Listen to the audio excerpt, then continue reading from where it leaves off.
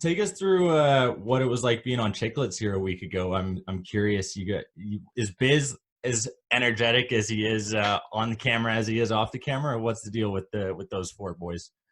Man, they're good. That was my second time on it. I've known Paul for a while. Biz and me go back, I think, through Boy Gordon. Actually, they played in Phoenix together, and so I've known Biz for years. Yeah, they wanted me to come back on last week. I'm like, boys, you guys are too big for me now. Like, they have way too many followers, and I'm like, what do you guys want to talk to me for? And Biz, like you said, super energetic. Kind of just talked me in to coming back on, and had a good chat with those guys. Love hanging out with them. Wits I met a couple years ago as well through Taylor Hall and Eberly. They were roommates in Edmonton before I got there. Yeah. And we only went to Boston once a year, but every time we went to Boston, they had this date like circled on the calendar, and they'd be like, all right, we're going for dinner with Wits. We're going for dinner with Wits. And the first time I met Wits, it was like a nonstop. It was a nonstop comedy show. It really was, dude. Like we were at, I think we ate dinner or we were just having some beers or something in Southie in Boston. And I remember being there for like 2 hours and laughing for like an hour and 55 of that time.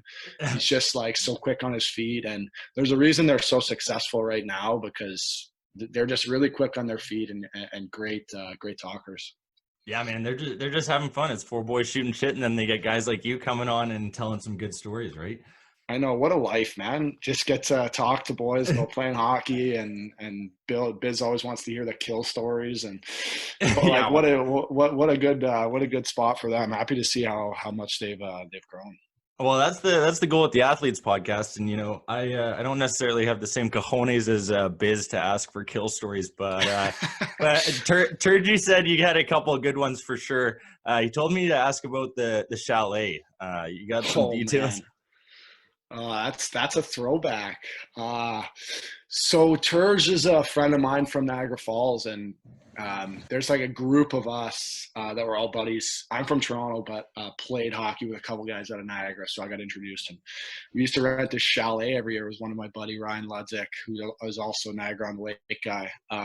It was his grandmother's or something, and this thing had like 2 bedrooms. It had like space for 4 sleeping people, and we would pack that with like 15 guys every Canada Day weekend in summers. Oh. And you can imagine, dude, like I was just thinking back on that. I'm like, there's no social media. Like I remember my phone not having any service. Like once we got there, you kind of just put the phone in the bag, and you can imagine some of the stuff that happened there, wiffle ball tournaments. And me and Turge climbed up Blue Mountain one night and almost got arrested. So there's that, but thankfully I scooted out of that one. But definitely some stories at the chalet for sure. You got to ask Turge about his tattoo he has. That's my Yeah. story coming back. Yeah. Okay, there you go. The rebuttal. We'll have to ask him about that.